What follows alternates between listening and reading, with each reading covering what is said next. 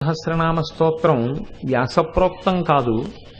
అది సాక్షాత్తుగా లలితాదేవి యొక్క అనుగ్రహం చేత, ఆమె యొక్క ఆజ్ఞ చేత వసిన్యాది దేవతలు పలికితే ఆ స్తోత్రం ప్రచారంలోకి వచ్చిందని, అమ్మవారే ఈ నామాల్ని ఎవరు అనుసంధానం చేస్తారో, ఎవరు ప్రతిరోజు ఈ లలితా సహస్రనామ స్తోత్రాన్ని చదువుతుంటారో వారి యందు నాకు ప్రీతి కలిగి వారికి సంబంధించిన సమస్తమైనటువంటి యోగక్షేమములను నేనే విచారణ చేస్తాను అని అమ్మవారు ఆనాడు ప్రతిన పూనిందని.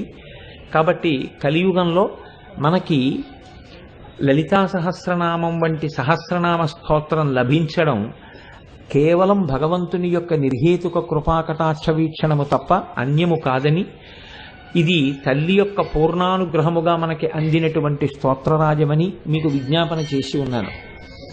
మీరు ఒక విషయాన్ని ఆలోచించండి. నామము అంటే